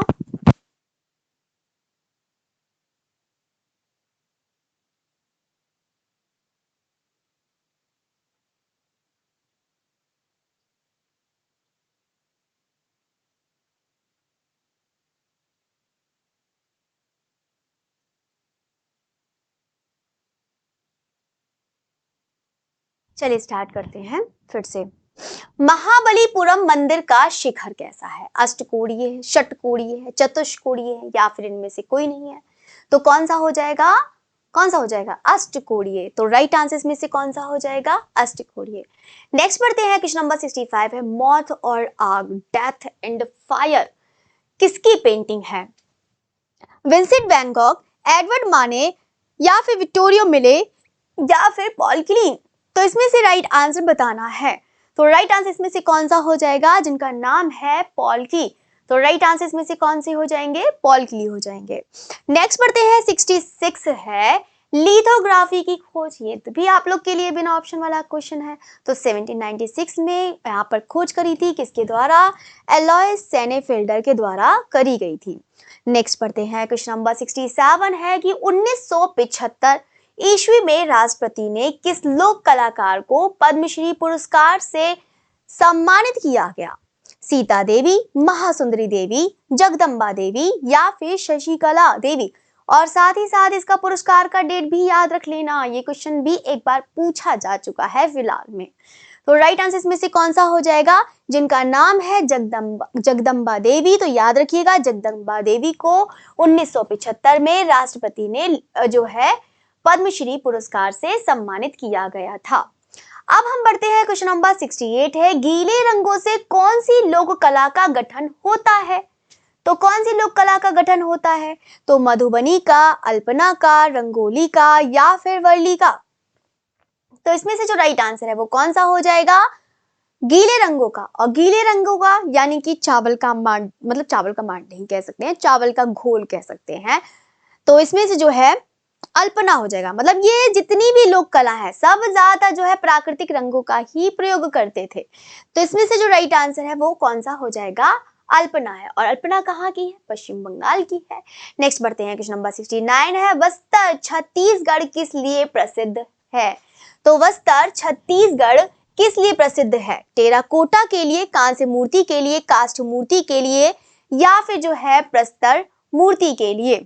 तो इसमें से आप लोग को आंसर बताना है कि बस्तर छत्तीसगढ़ किस लिए प्रसिद्ध है। तो याद रखिएगा ये किस लिए हो जाएगा, टेराकोटा के लिए। इसके अलावा भी मैं आप लोग को स्थान बता देती हूँ, आप लोग जरूर याद रखिएगा कि टेराकोटा बस्तर तो है ही, इसके अलावा यहाँ पर आप लोग पढ़ते होंगे मोलेला पढ़ते हैं। मोलेला जो कहाँ पर है, राजस्थान। एक मिनट में सीधे सीधे लिख देती हूँ, मोलेला जो है वो कहाँ, राजस्थान। ठीक है। और एक आप लोग पढ़ते होंगे क्या नाम है, कभी कभी दिमाग से ऐसा नाम निकल जाता है, बांकुरा। बांकुरा जो है, बांकुरा जो कहाँ पर है, पश्चिम बंगाल। पश्चिम बंगाल। मोलेला हो गया, बांकुरा हो गया, और एक आप लोग पढ़ते ही होंगे, कौन सा, जो हमारा यूपी में ही है, गोरखपुर। तो ये गोरखपुर। और एक तमिलनाडु। मतलब ये जो है सब फेमस है, मतलब टेराकोटा के लिए जाने जाते हैं। नेक्स्ट बढ़ते हैं, क्वेश्चन नंबर 70 है, प्रथम कांस्य प्रतिमा किसकी है, देवता, पशु, नर्तकी या फिर नटराज। अब इसमें से आपको बताना है, बहुत ही आसान सा ये भी क्वेश्चन है कि प्रथम कांस्य प्रतिमा है तो नर्तकी की हो जाएगी। तो राइट आंसर इसमें से कौन सा हो जाएगा, नर्तकी। नेक्स्ट बढ़ते हैं, यही तक क्वेश्चन करा दें, आगे के कल क्वेश्चंस कराएं। ये जो है अभी तो मुझे वैसे भी कुछ पता ही लग पाएगा कि ज्यादातर जो है मैं आप लोग की क्लास रिकॉर्डेड लगाऊंगी। नेक्स्ट बढ़ते हैं, चलिए क्वेश्चन नंबर 71 है, इंद्र सभा किस गुफा से संबंधित है। इंद्र सभा किस गुफा से संबंधित है, एलोरा गुफा, एलिफेंटा गुफा, बाघ गुफा या फिर जो है बादामी गुफा। तो इसमें आप लोग जानते होंगे इसका जो राइट आंसर है वो कौन सा हो जाएगा, इंद्र सभा एलोरा गुफा। और ये एलोरा गुफा में किससे संबंधित हो जाएगा, 32, यानी कि केव नंबर 32 जो आप लोग का किससे संबंधित है, इंद्र सभा से। जितनी भी है गुफाएं आप लोग जरूर याद रखिएगा, उदयगिरी और खंडगिरी। उदयगिरी और खंडगिरी गुफाएं कहाँ स्थित हैं, और ये कहाँ स्थित हो जाएंगी, राजस्थान, उड़ीसा, महाराष्ट्र या फिर जो है केरल। तो राइट आंसर इसमें से कौन सा हो जाएगा, उड़ीसा हो जाएगा। क्योंकि एक आप लोग पढ़ते होंगे उदयगिरी, सिर्फ उदयगिरी, ये कहाँ है, विदिशा, एमपी। और ये कौन शताब्दी का है, 5वीं शताब्दी का। और ये कौन से काल का है, गुप्त पीरियड का है। और खंडगिरी गुफाएं, उदयगिरी खंडगिरी गुफाएं, और ये कौन सी टाइम पीरियड की हो जाएंगी, शुंग काल की हो जाएंगी, शुंग काल की। और ये किससे संबंधित है, जैन धर्म से। और ये किससे संबंधित है, हिंदू धर्म से। नेक्स्ट बढ़ते हैं, क्वेश्चन नंबर 73 है, कंदरिया महादेव मंदिर कहाँ स्थित है, तनवासन, सिगिरिया, खजुराहो या फिर कोणार्क। तो बिल्कुल यहाँ पे कंदरिया महादेव मंदिर जो खजुराहो के लिए प्रसिद्ध है। तो राइट आंसर इसमें से कौन सा हो जाएगा, खजुराहो।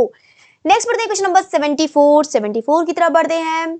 74 क्यों नहीं आ रहा है, किसने सौंदर्य के वर्गीकरण को बेहुदा माना है। मतलब ये कोई जरूरी नहीं है कि जो चीज सुंदर दिखती है वही चीज उसकी कल्पना करी जाए या फिर उसके बारे में कोई टिप्पणी करी जाए या उसके बारे में कही जाए। कुछ चीजें ऐसी हैं जो उससे भी ज्यादा खूबसूरत हैं, जैसे कि अंदर के भाव जिसे कह सकते हैं, आंतरिक भाव कह सकते हैं। किसने सौंदर्य के वर्गीकरण को बेहुदा माना है, इमैनुअल कांट है, हीगल है, प्लेटो है या फिर जो है क्रोचे है।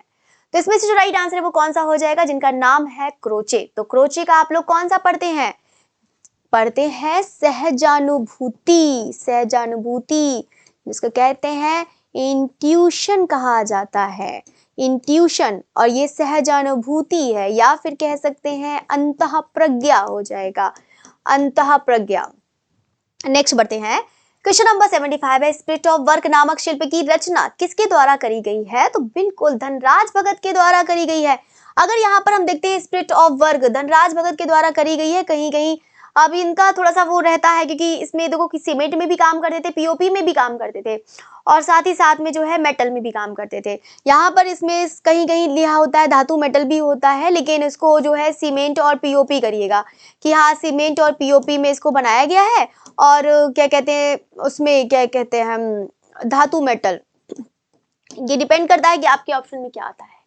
नेक्स्ट बढ़ते हैं, क्वेश्चन नंबर 76 है, रंगत पर प्रकाश वायु वातावरण एवं दूरी के कारण होने वाले परिवर्तन कहलाते हैं। रंगत पर प्रकाश वायु वातावरण एवं दूरी के कारण होने वाला परिवर्तन कहलाता है। तो वो क्या कहलाता है? तान है, पोत है, मान है या फिर जो है सघनता है। तो इसमें से आपको आंसर बताना है, तो राइट आंसर इसमें से कौन सा हो जाएगा? रंगत पर प्रकाश। इसमें से कोई टेक्सचर की तो बात कर नहीं रहा है, ना ही जो है टोन की बात कर रहा है। वायु वातावरण और दूरी, तो वो क्या हो जाएगा? वैल्यू। रंगत पर प्रकाश वायु वातावरण दूरी कारण होने वाला परिवर्तन कहलाता है, तो वो क्या कहलाता है? वैल्यू कहलाता है, वैल्यू। तो राइट आंसर में से कौन सा हो जाएगा? वैल्यू। नेक्स्ट पढ़ते हैं, क्वेश्चन नंबर 77 है, क्लाइव बेल के अनुसार सभी कलाकृतियों की सामान्य विशेषता क्या है? क्या है बताइएगा? प्राकृतिक रूप, सार्थक रूप, मानव जनित रूप या फिर सुंदर रूप। तो क्लाइव बेल के अनुसार सभी कलाकृतियों की सामान्य विशेषता क्या है जो सब में होती है, और वो सामान्य विशेषता आप लोग को बतानी है। तो वो क्या है? एक सार्थक रूप है। तो राइट आंसर इसमें से सार्थक रूप। नेक्स्ट बढ़ते हैं, क्वेश्चन नंबर 78 है, अनियमित रूप का, अनियमित रूप का उदाहरण केतली, चतुर्भुज। अब देखो इसमें से क्या पूछा गया? केतली, चतुर्भुज और जो है ग्लास और बॉल। इसमें से जितनी भी हैं, क्योंकि चतुर्भुज देखा जाए तो वो सब है, सममित ही है। इसमें अनियमित यानी कि असममित वाली चीजें बतानी है, तो वो कौन सी हो जाएगी? कैटल हो जाएगा। क्वेश्चन नंबर 79 है, कौन सा मंदिर ऐसा है जो द्रविड़ शैली में बना है? रणकपुर, दिलवाड़ा, किराडू, महाबलीपुरम। तो इसमें से कौन सा हो जाएगा मंदिर? महाबलीपुरम राइट आंसर हो जाएगा। ओके, तो द्रविड़ शैली में कौन सा बना है? महाबलीपुरम, याद रखिएगा। नेक्स्ट बढ़ते हैं, क्वेश्चन नंबर 780 है कि पहली प्रत्यक्ष एक्शन फिल्म जो पूर्णतः कहानी पर ही आधारित थी, फैंटास्मगोमरी, gone with the wind, three little pigs या फिर स्टीम बोट बिले। तो इसमें से आपको आंसर बताना है, तो राइट आंसर इसमें से कौन सा हो जाएगा? गॉन विद द विंड, पहली प्रत्यक्ष एक्शन फिल्म जो कहानी पर आधारित थी। क्वेश्चन नंबर 81 है कि प्रिंट मेकिंग में एल्यूमिनियम प्लेट को किस एसिड से एचिंग किया जाता है? तो बिल्कुल यहाँ पे नाइट्रिक एसिड। क्वेश्चन नंबर 82 है, हेल्वेटिया का फॉन्ट डिजाइनर कौन है? एल्डॉक्स हेक्सले, मैक्स मैडिंगनर, मैक्स वर्दिमर या फिर जियामातिसा बोदोनी। तो मैक्स मैडिंगनर हो जाएंगे। क्वेश्चन नंबर 83 की तरफ बढ़ते हैं, जल आभा का प्राप्त होता है। तो जल आभा का जो प्राप्त होता है वो रेजिन से होता है। किससे होता है? रेजिन से। तो राइट आंसर इसमें से रेजिन हो जाएगा। क्वेश्चन नंबर 84 है, चार्ड कपल्स डिवाइड यानी कि सीसीडी, कभी कभी तो सीसीडी की फुल फॉर्म भी पूछ लिया जाता है, निम्नलिखित में से किससे संबंधित की यूनिट है? सीपीयू, स्कैनर, प्रिंट मेकर या फिर मॉनिटर। तो राइट आंसर इसमें से कौन सा हो जाएगा? स्कैनर हो जाएगा। नेक्स्ट पढ़ते हैं, क्वेश्चन नंबर 85 है, मूर्तिकार जिनका नाम है बलवीर सिंह कट किस विश्वविद्यालय से संबंधित थे? तो उत्कल विश्वविद्यालय, बनारस हिंदू विश्वविद्यालय, चंडीगढ़ या फिर कलकत्ता। तो इसमें से कौन सा ऑप्शन हो जाएगा? बनारस हिंदू विश्वविद्यालय से संबंधित थे। नेक्स्ट बढ़ते हैं, क्वेश्चन नंबर 86 है, एलोरा के प्रसिद्ध कैलाश मंदिर का निर्माण किसने कराया था? तो किसके द्वारा हुआ है? कृष्ण प्रथम के द्वारा हुआ है। और कब हुआ है? 8वीं शताब्दी में हुआ है। और सभी स्टूडेंट को क्लास अच्छी लग रही है तो सभी स्टूडेंट लाइक जरूर करिएगा। हाँ, जो जो स्टूडेंट लाइक करेगा उसका सिलेक्शन होगा। नहीं, लाइक तो हमेशा करते हैं, लेकिन ऐसा कोई वो कंडीशन नहीं है, ये आपकी मर्जी है। वो तो मैं ऐसी मजाक कर रही थी। बस यही, मेरा तो बस यही मानना है, सबका सिलेक्शन हो, चाहे किसी ने बेस्ट लिया हो चाहे ना लिया हो, बस मैं तो बस यही चाहती हूँ, क्योंकि स्टूडेंट है, सब मेहनत करते हैं। कुछ स्टूडेंट को अपनी सिर्फ सेल्फ स्टडी करना अच्छा लगता है, सिर्फ बुक से ही पढ़ना अच्छा लगता है। कुछ स्टूडेंट को होता है कि टीचर के सारे उनको थोड़ी सी गाइडेंस मिल जाती है, थोड़ा सा पढ़ लेते हैं, थोड़ा आगे बढ़ जाते हैं, थोड़ा सा उस पर भी अच्छा लगता है। लेकिन टीचर से तो गाइडेंस तो हर कोई स्टूडेंट लेता है, ये तो सिर्फ एक होता ही है कि हमने सेल्फ स्टडी करी, सेल्फ स्टडी करी। सेल्फ स्टडी तो सभी करते हैं, बिना सेल्फ स्टडी के तो सिलेक्शन होगा ही नहीं, ये तो एक अलग सी बात है। लेकिन हाँ, बिना टीचर के तो कोई आगे स्टूडेंट बढ़ ही नहीं सकता। अब वो बात अलग है कि कोई किसी का नाम नहीं लेता, किसी टीचर का नाम नहीं लेता, वो चीज अलग है। मैं खुद कहती हूँ, अगर मैं भी आगे बढ़ी हूँ या कुछ भी है तो मेरा भी टीचर का ही हाथ है, मुझे भी टीचर ने ही आगे बढ़ाया है। ऐसे नहीं मैं खुद कहूँ मैंने सेल्फ स्टडी करी है और मैं सेल्फ स्टडी से ही आगे बढ़ गई, ऐसा नहीं। जब तक सेल्फ स्टडी तो हो ही, वो तो एक साइड से है, होता है कि नहीं? क्यों, कितने स्टूडेंट मेरी बात पर एग्री हैं? बोधिसत्व पद्मपाणि नामक वॉल पेंटिंग अजंता की किस गुफा में चित्रित है? गुफा संख्या 1, गुफा संख्या 6, गुफा संख्या 11, गुफा संख्या 21। तो राइट आंसर इसमें से बताना है बोधिसत्व पद्मपाणि। अरे ये तो बहुत इजी है, ये तो सब लोग बता देंगे। तो राइट आंसर इसमें से गुफा संख्या 1 हो जाएगा। क्वेश्चन नंबर 88 की तरफ बढ़ते हैं। एलोरा की प्रसिद्धि का कारण क्या है? एलोरा की तो प्रसिद्धि का कारण एक ही है, वो कौन सा हो जाएगा? कैलाश मंदिर हो जाएगा, जो 8वीं शताब्दी का है, राजा कृष्ण प्रथम के द्वारा बनाया गया है। क्वेश्चन नंबर 89 है, बाघ की किस गुफा को पाठशाला कहा जाता है? कौन सी? अपनी पाठशाला। तो कौन सी गुफा को कहा जाता है, चलिए बताइएगा इसमें से। दूसरी गुफा है, तीसरी गुफा है, 5वीं गुफा है, या फिर जो है 9वीं गुफा है? तो राइट आंसर इसमें से कौन सा हो जाएगा? 5वीं गुफा को जो है पाठशाला कहा जाता है। नेक्स्ट पढ़ते हैं, क्वेश्चन नंबर 90 आ गया है। विरहड़ी रमड़ी, जिसमें से आप लोग पढ़ते होंगे, बहुत ज्यादा इंपॉर्टेंट एक बादामी का आता है, हाँ बादामी का ही है। विरहड़ी रमणी नामक चित्र किस गुफा में है? तो बादामी में ही है। और एक क्वेश्चन और आता है, शिव विवाह, बहुत ज्यादा इंपॉर्टेंट है, जरूर तैयार करिएगा। इंद्र सभा में गायन, इंद्र सभा में गायन वादन, ये भी इंपॉर्टेंट है। और जो है कितने हैं? 16 बुझी, ये भी इंपॉर्टेंट है। और मूर्तियां भी हैं, जिसमें से मूर्तियां आप लोग पढ़ते होंगे, त्रिविक्रम पढ़ते होंगे, पढ़ते हैं कि नहीं? त्रिविक्रम और ये सब जो भी है, मतलब है इंपॉर्टेंट, ये कहने का मतलब है, जिसमें से शिव विवाह सबसे ज्यादा इंपॉर्टेंट है। गायिकाएं चित्र बाघ के किस गुफा में चित्रित है? गुफा संख्या 8 है, 4 है, 9 है, या फिर 3 है? तो राइट आंसर इसमें से बताना है कि गायिकाएं चित्र जो है कौन सी गुफा में चित्रित है। तो कौन सी गुफा में हो जाएंगी? गुफा संख्या 4 में चित्रित हो जाएंगी। और बाघ गुफा में 4 और 5 में सबसे ज्यादा आप लोग को चित्र देखने मिलते हैं कि 3, 4 है। क्वेश्चन नंबर 92 है कि अजंता की चित्रबा मूर्ति किस धर्म से संबंधित है? तो बिल्कुल, बहुत, ये तो कितना आसान सा क्वेश्चन आ गया है।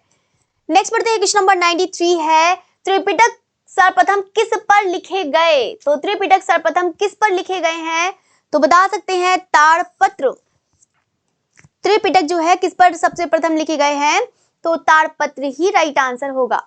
नेक्स्ट पढ़ते हैं, क्वेश्चन नंबर 94 है, थन का या थंका का अर्थ क्या है? भित्ति चित्र, मोहरे, सिक्के, मंदिर की पताकाएं, तो बैनर्स। तो राइट आंसर इसका ये हो जाएगा। क्वेश्चन नंबर 95 की तरफ बढ़ते हैं। जयपुर शैली पर सर्वाधिक प्रभाव किस शैली का है? और जयपुर शैली पर सर्वाधिक प्रभाव में किसको देखने को मिलता है? मुगल शैली का। तो राइट आंसर इसमें से कौन सा हो जाएगा? मुगल हो जाएगा। क्वेश्चन नंबर 96 की तरफ बढ़ते हैं। मेवाड़ शैली की प्राचीनतम कृति कौन सी है? और मेवाड़ शैली का, या फिर हम कह सकते हैं राजस्थान का, हमें प्रथम उदाहरण देखने को मिलता है तो 1423 में देखने को मिलता है, सुपासनाचार्य में देखने को मिलता है।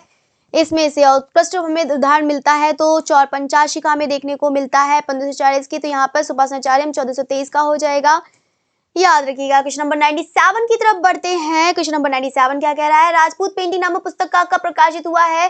तो बिल्कुल 1916 में हुआ है। और राजपूत पेंटिंग के अंतर्गत जो रखा गया था, यानी कि मालवा शैली, राजस्थानी और पहाड़ी को रखा गया है, ये भी याद रखिए। क्वेश्चन नंबर 98 की तरफ बढ़ते हैं। राजस्थानी शैली के लघु चित्र किस पर बनाए जाते हैं? बॉन्ड पेपर, वसली, कैनवस, या फिर इनमें से कोई नहीं? तो बिल्कुल बता सकते हैं कि जो राजस्थानी शैली के जो है चित्र बनाए जाते हैं यहाँ पर कौन से हैं, वसली। तो वसली पता है ना कि कौन से क्या होता है, सब लोग जानते होंगे। क्वेश्चन नंबर 99 की तरफ बढ़ते हैं। राजपूत शैली किसका सम्मिलित नाम है, तो बिल्कुल अभी भी आप लोग को बता ही गया था। तो यहाँ पर राजस्थानी, पहाड़ी और अन्य में जो है एक मालवा शैली का भी नाम आ जाता है। क्वेश्चन नंबर 100 की तरफ बढ़ते हैं। निहाल चंद्र किस शैली से संबंधित है, तो निहाल चंद्र यहाँ पर राजस्थानी शैली से संबंधित हो जाएगा। तो राइट आंसर इसमें से कौन सा हो जाएगा, राजस्थानी शैली हो जाएगा। नेक्स्ट बढ़े फिर। ऐसे स्टूडेंट का कमेंट आया था, मैम जो है बहुत ज्यादा धीरे कराती हैं, है ना। मैं इतना ज्यादा धीरे कराती हूँ कि मतलब आप लोग का बहुत ज्यादा वेट करना पड़ता है। मैं तो सोचती हूँ कहीं ऐसा ना हो कि स्पीड में करा दूं कि आप लोग को समझ में ही ना आए। ऐसा तो नहीं होता है स्टूडेंट, बताइए। हाँ, कमेंट में बताइएगा।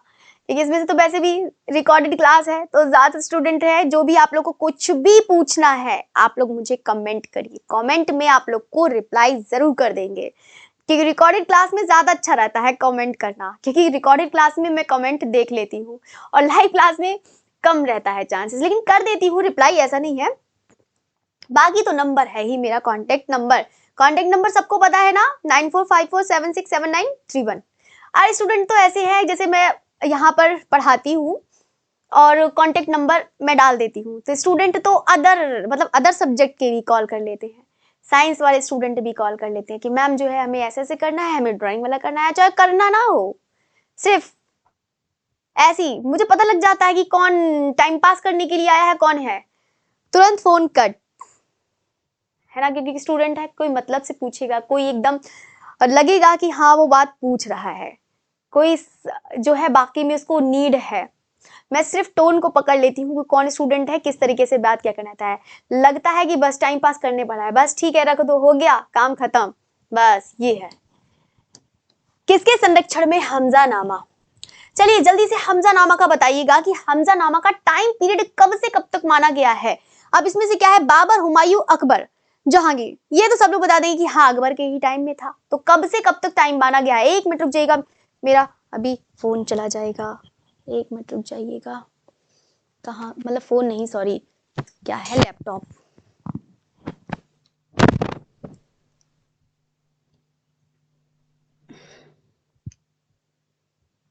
एक मिनट रुक जाइएगा।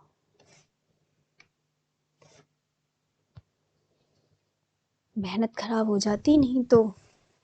हाँ, हमजानामा। तो हमजानामा का जो है आप लोग पढ़ते होंगे 1560 से 75 का समय पढ़ते होंगे, यही तो पढ़ते हैं। ये लगभग 15 वर्ष तक बनने में टाइम लगा था। दिल्ली के लाल किले को किस शासक ने बनवाया है, तो बिल्कुल शाहजहां ने बनवाया है। और कौन है सबसे ज्यादा स्थापत्य बनवाने वाला, कौन है, वही तो बनवाते थे।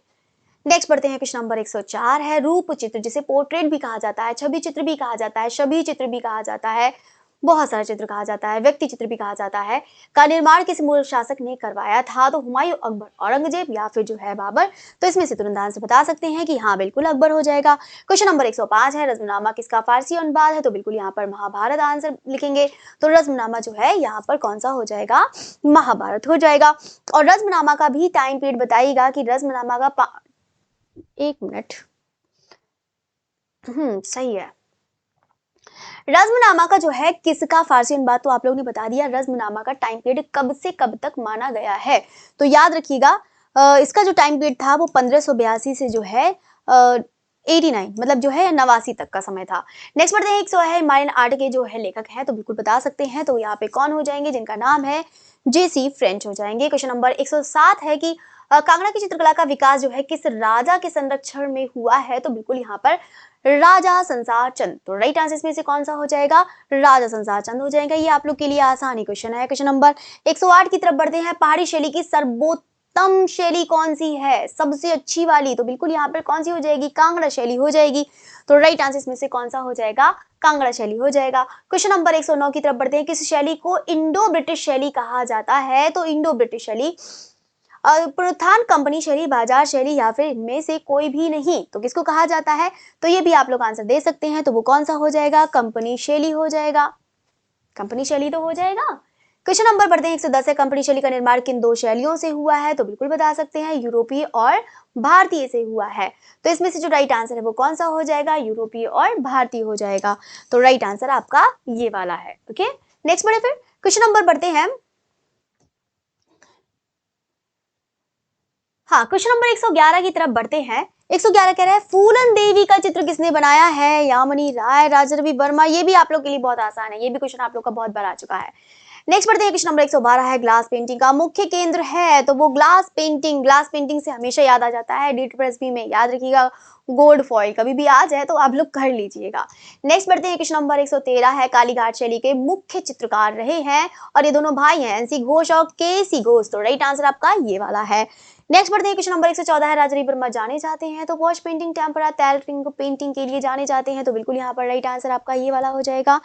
एंड नेक्स्ट बढ़ते हैं, क्वेश्चन नंबर 115 चित्रकार का नाम बताइए जिसने मुंबई में लिथोग्राफ प्रेस खोला था, और मुंबई में यानी कि कब? 1894 में खोला था, और ये जो है जर्मन से ऐड करवाया था, और यहाँ पर किसके? राजा रवि वर्मा ने, और यहाँ पे स्थानांतरित करा गया था, तो 1899 में स्थानांतरित किया गया था। और वो कहाँ पर? सबसे पहले जो है कहाँ पर? घाटकोपर, फिर देन जो है आपका नेक्स्ट मतलब वो लोनावाला यहाँ पर। नेक्स्ट पढ़ते हैं, क्वेश्चन नंबर 116 है किसके अनुसार कला वास्तव में नैसर्गिक दृश्य और काल्पनिक प्रतीकात्मक रूप के बीच घड़ी के समान झूलती रहती है? कड़ी नहीं, घड़ी। तो इसमें से आंसर है एरिक न्यूटन, जॉर्ज सोरा, या फिर डोमिये, या फिर जो है मोने। तो इसमें से राइट आंसर कौन सा हो जाएगा? Eric Newton. तो राइट आंसर इसमें से कौन सा हो जाएगा? Eric Newton. नेक्स्ट पढ़ते हैं, क्वेश्चन नंबर 117 है खजुराहो का लक्ष्मण मंदिर। लक्ष्मण मंदिर आप लोग को बता सकते हैं, इसमें ज्यादातर देखो वैसे तो पूछा है कि इसने बनवाया है, तो हर्ष वर्मन है, यशो वर्मन है, गंगदेव वर्मन है, या फिर जो है गणदेव वर्मन है। तो इसमें से जो राइट आंसर बताना है, वैसे तो आप लोग यहाँ पर बता देंगे कि हाँ कि किसके द्वारा बनवाया गया है, तो यहाँ पर बता सकते हैं कि हाँ यशो वर्मन के द्वारा बनवाया गया है। अगर इसमें से पूछा जाता है कि ये किसको समर्पित है, तो याद रखना जो लक्ष्मण मंदिर है वो किसको समर्पित है? विष्णु जी को समर्पित है। विष्णु, या फिर कह सकते हैं बैकुंठ विष्णु, जिसमें से 3 सिर व 4 भुजाओं ये है। आप लोग के साथ साथ हमारा डॉग भी जो है क्लास करता रहता है, साथ ही साथ मतलब साथ में रहना है जब तक क्लास नहीं चलेगी तब तक। बस वो बात अलग है कि कोई जैसे आवाज आती है थोड़ी सी वो आती है, तो पता ही है डॉग की आदत क्या होती है। चांद बावड़ी कहाँ पर है? ये चांद बावड़ी आप लोगों ने देखा होगा कि सीढ़ीदार एक कुआं बना हुआ है। पहले पानी वानी का थोड़ी सी वो रहती थी ना, तो राजा महाराजा बनवा देते कि हाँ ठीक है कोई पानी की परेशानी नहीं होगी, हम बनवा देते हैं, ठीक है। तो ये जो है सीढ़ीदार कुआं से, तो ये जो है किरारू दिलवाड़ा आभानेरी। तो इसमें से जो राइट आंसर इसमें कौन सा हो जाएगा? आभानेरी। तो ये है आभानेरी का जो है चांद बावड़ी। तो इसमें से जो राइट आंसर वो कौन सा हो जाएगा? आभानेरी। नेक्स्ट बढ़ते हैं, क्वेश्चन नंबर 119 है कौन से चित्रकार ने प्रसिद्ध चित्र ला लोगे ने बनाई थी?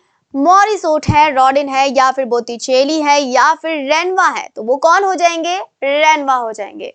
तो राइट आंसर इसमें से कौन सा हो जाएगा? रेनवा हो जाएगा। ओके, नेक्स्ट बढ़ते हैं, 120 है यह विचार किसने दिया कि प्रत्येक शुद्ध सहज ज्ञान ही अभिव्यंजना है वही कला है? तो बिल्कुल सहज ज्ञान, सहजानुभूति, क्रोचे। तो राइट आंसर इसमें से कौन सा हो जाएगा? जिनका नाम है क्रोचे।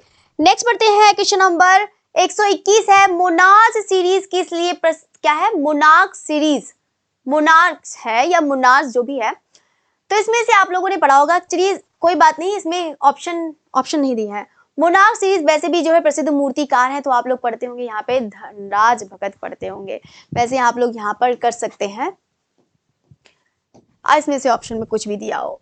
एस्थेटिक शब्द का सर्वप्रथम प्रयोग जो है कब किसने किया था? तो इसमें से बिल्कुल जिनको यहाँ पर सौंदर्य शास्त्र का जो है पिता भी कहा जाता है, 1750 में अलेक्जेंडर बॉमगार्डन द्वारा। क्वेश्चन नंबर 123 की तरफ बढ़े, रड़कपुर के जैन मंदिर को किस अन्य नाम से भी पुकारा जाता है? चौमुखा मंदिर, शिला माता मंदिर, देशनोक मंदिर, या फिर जो है लोहार ये मंदिर। तो इसमें से जो राइट आंसर बताना है वो कौन सा हो जाएगा? चौमुखा मंदिर। तो रड़कपुर के जैन मंदिर को किस अन्य नाम से जाना जाता है? तो बिल्कुल बता सकते हैं चौमुखा मंदिर। क्वेश्चन नंबर 124 है कि इंग्लिश चित्रकार नेविनसन को किस शैली विशेष का चित्रकार माना जाता है? ऑप्टिकल, नेत्रवादी कला शैली, पॉप कला शैली, फॉरवादी कला शैली, या फिर जो है भविष्यवादी कला शैली। तो चलिए बताइएगा, भविष्यवादी का टाइम पीरियड, आप लोग की क्लास तो वैसे ही फिनिश हो गई, तो जल्दी से बताइएगा कि इसका समय कब से कब तक था भविष्यवाद का? तो इसका समय जो है 1909 से जो है 1917 तक का, और कहां पर? इटली। तो याद रखिएगा इंपॉर्टेंट है। भविष्यवाद, सर्वोच्चवाद, सुरीलवाद, ये सब छोड़िएगा नहीं, आ जाते हैं एग्जाम में। जैसे बहुत सारे स्टूडेंट है ना, स्किप कर देते हैं, हम नहीं पढ़ेंगे। बिंदु एक तरह से जीवन की संपूर्ण संभावनाओं को संपन्न बीज का प्रतीक है। सिंधु एक तरह से जीवन की संपूर्ण संभावनाओं से संपन्न बीज का प्रतीक है। यह कथन किसका है? तो ये सिंधु एक तरह से, तो बिल्कुल यहाँ पर कौन हो जाएंगे? जिनका नाम है एस.एच. रजा। तो राइट आंसर में से कौन सा हो जाएगा? एस.एच. रजा हो जाएंगे। ओके, याद रखिएगा। तो यहीं पर आप लोग की क्लास भी फिनिश करते हैं, और क्लास अच्छी लगी है तो सभी स्टूडेंट जरूर लाइक करिएगा। फिर से मैं सभी को जो है ब्लेस करना चाहती हूँ, सभी को आशीर्वाद देना चाहती हूँ कि इस बार सिलेक्शन जरूर हो सभी स्टूडेंट का, कि ताकि जो है नए नए स्टूडेंट आए, नए नए स्टूडेंट, नई नई वैकेंसी आए और फिर उनसे जुड़े। क्योंकि आप लोग, मैं चाहती हूँ कोई भी निराश होकर ना जाए, क्योंकि मैंने पढ़ाना स्टार्ट किया है तो ज़्यादा से ज़्यादा बच्चों का सिलेक्शन होना चाहिए, और जितने भी स्टूडेंट मेहनत कर रहे हैं उनका ज़रूर सिलेक्शन हो। क्योंकि बहुत ज़्यादा मेहनत, मुझे पता है कि स्टूडेंट किस तरह से लगे रहते हैं, सुबह से लेकर के सब कुछ त्याग देते हैं, हर चीज़, अपना घर, अपना शॉपिंग, अपना बाहर घूमना, सब कुछ। ठीक है, तो बस यही इच्छा है कि सबका सिलेक्शन हो। इस बार 2026 आप लोग के लिए बहुत ज़्यादा अच्छा हो, बहुत ज़्यादा, मतलब बहुत ज़्यादा अच्छा हो, इससे ज़्यादा नहीं, इससे कोई कल्पना नहीं कर सकती हूँ मैं। तो ये है, सभी स्टूडेंट को बता देते हैं, जो भी स्टूडेंट न्यू ज्वाइन हुए हैं तो उनके लिए बता देते हैं। वैसे तो आप लोग तो ओल्ड स्टूडेंट वाले तो सब लोग जानते हैं, उनके अलावा जो अभी ऑफर चल रहा है मैंने बता ही दिया है, ऑफर टिल 3 जैन 2026, नॉट 27, 3 जनवरी तक है। और जिसमें से आप लोग को पूरा सब पता ही है, सब लोग जानते हैं, ज्यादातर मोस्टली स्टूडेंट तो जानते हैं, 70% तो जानते ही हैं। स्पेशल बीपीएससी के लिए है, तो ये मत सोचना कि जब आएगी वैकेंसी तभी हमें बैच लेना है, क्योंकि बहुत सारे स्टूडेंट का रहता है, तैयारी नहीं हो पाती है। कम से कम कोई भी प्रिपरेशन करने के लिए आपके पास कम से कम मान के चलिए 1 घंटा कह रही हूँ, 1 साल का समय होना चाहिए, कुछ नहीं से 9 से 10 महीने का टाइम होना ही चाहिए, तब जाके आप लोग की ऐसी वाली तैयारी हो जाएगी, 100% सिलेक्शन हो जाएगा।